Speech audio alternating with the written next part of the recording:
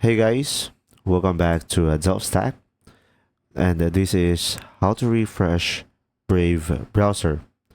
So first thing that you will do, just simply go ahead and tap on your keyboard Ctrl Shift and then R, and it will automatically refresh. Now another method is you will have an option over here, which is the refresh icon on the top left corner of the screen.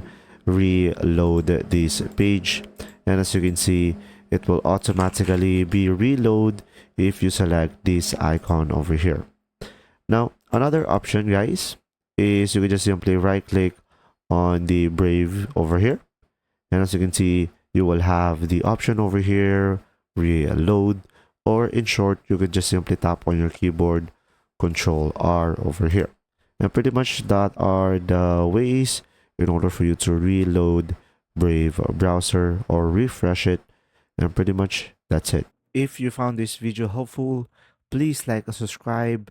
And if you have any questions, just simply go ahead and comment down below, and we will do our best to answer them all. And see you in the next video.